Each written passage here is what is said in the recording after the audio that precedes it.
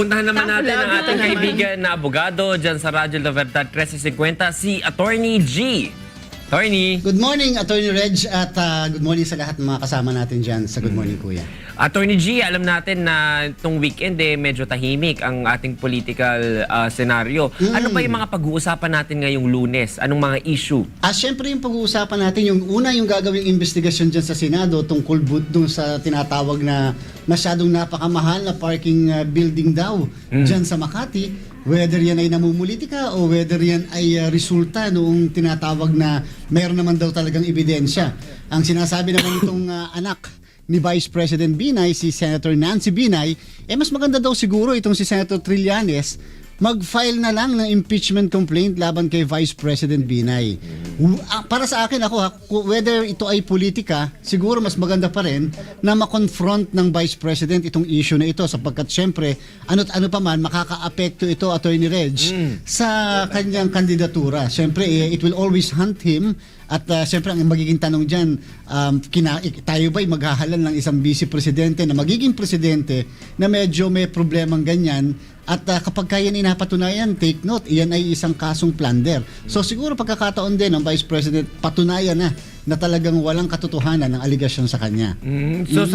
So Attorney George, sa tingin mo na mas mainam na siya mismo humarap ngayon kaysa may lingering na issue pagdating ng eleksyon dahil wala siyang kung hindi siya sasagot ngayon sa mga investigasyon ng Senado?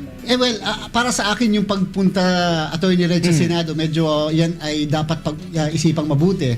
Kasi hindi rin magiging magandang president siya dahil ibig ko sabihin kahit sitting president, sitting chief justice or sitting vice president ay pwedeng ipatawag ng ating Senado o ng House of Representatives. Mukhang mabaviolate naman yung tinatawag na separation of powers. Pero sa isang banda, ang ako naniniwala ang magiging sagot dyan ng Vice Presidente at ng mga iba pang nademanda, may case na kasi sa Office of the Ombudsman. So dapat kasi, irespeto rin yon yung kasong naandoon sa Office of the Ombudsman. Siguro nga, mas maganda mag-appear yung kanyang butihing anak, si Mayor Junjun Binay, pagkatapos yung mga ibang na-involve. Siguro wag na muna yung Vice President, hindi tama. Irespeto natin, hindi lamang yung tao, irespeto na lang siguro yung posisyon na kanyang nire-represent. Kasi Office of the Vice President pa rin yun at nahalal pa rin siya ng sambayan ng Pilipino. Attorney George, patuloy pa rin yung pag-ugong nung yung term extension daw ni Pangulong Aquino. Sa tingin mo ba may basehan yung ipa-file nila Erice at ni Evardone ngayong linggo? Siguro mas maganda manggaling talaga ang pananalita kay Pangulong Noy Aquino. Bakit? Kasi hindi masyado naging maliwanag ang kanyang pahayag manaikonstru lang na mukhang gusto ng Pangulo. Pero take note, ang sinabi Attorney Reg ni Pinoy ay pakikinggan niya ang boses ng kanyang mga boss. Hindi naman niya sinabi talagang pabor na pabor siya sa term extension. Baka lang kasi nagkakamali itong kanyang mga kaalyado na mali yung signal, ito ang ginagawa nila. Mas maganda sa Pangulo mismo nang manggaling yan, lalo pa nga't darating ng August 21 at tandaan natin, napaka-importante sa ating kasaysayan ng August 21 sapagkat yan yung araw ng kamatayan ng kanyang butihing ama. So ang kanyang ama mismo ang nagsasabi nung isa sa kanyang mga pananalita, ang Pangulo natin ay isang termino lamang.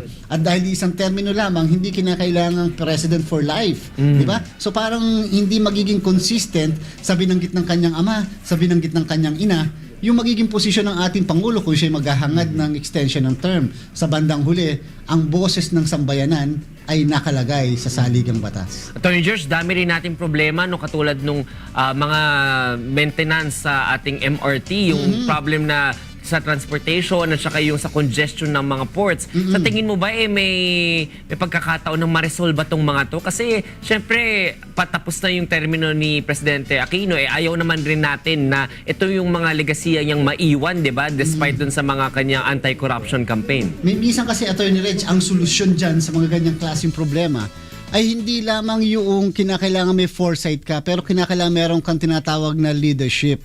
Ngayon, sa bandang huli kasi, ang tatanong natin, yung bang namamahala o namumuno sa DOTC ay may sapat na leadership o may sapat na foresight? Kasi kung hindi, maganda siguro mag-resign na lamang. Huwag nang hintayin ang Pangulo ang magtanggal. Kinakailangan mag-offer ka na lang ng resignation, lalong-lalo pa nga't nagka-problema na naman dyan sa MRT, sa LRT, at pagkatapos yung mga congestion, pati nga sa ating mga paliparan. Sa bandang huli, ibigay natin sa ibang mas nakakaalam o mas marunong dahil wala namang indispensable, hindi lamang sa pamahalaan, kundi sa pribadong buhay natin. Tama ka dyan, no? Medyo napapansin mo, Attorney George, mula nung umupo si Presidente Noynoy, hindi talaga siya nag-reshuffle ng kanyang gabinete o talagang hindi yung nagtanggal siya ng tao sa gabinete. Either nag-resign yung tao doon o kaya naman namatay, di ba? So kaya napalitan. So baka mas maganda rin na kailangan i-reassess nila, no, yung performance ng mga gabinete. Kasi isipin mo, Attorney George, isa pa dyan yung energy crisis na impending. Medyo natabunan na naman ng issue pero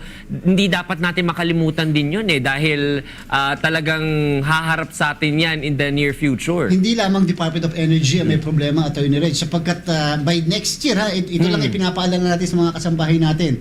Meron pong threat na by next year, ang magiging presyo ng kuryente sa Luzon ay magiging pinakamahal sa buong mundo. Oh, Malalagay wow. tayo sa Guinness Book of World Record, magiging pinakamahal sa buong mundo by next year.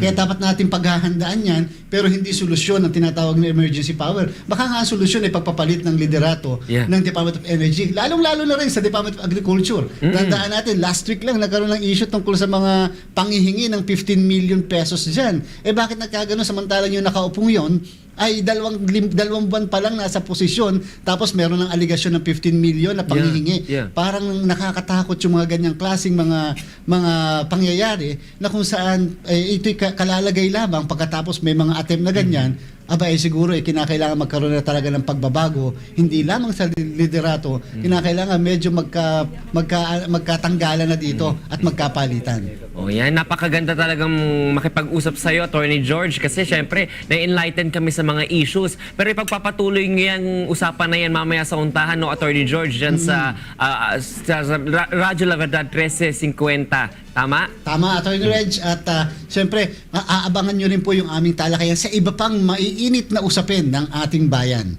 Kasama nyo dyan si Jocas at si Miss Beth Santiago dyan sa Huntahan, 7 o'clock. Tama, Attorney George? Tama, Attorney Reg. At maraming salamat pati sa ating mga kasamahan dyan sa Good Morning Kuya. Okay, maraming salamat din, Attorney George Erwin Garcia mula sa Radyo La Verdad 1350. Samantala, wag po kayo magpapalit ng channel. Dahil magbabalik ang Good morning, Kuya!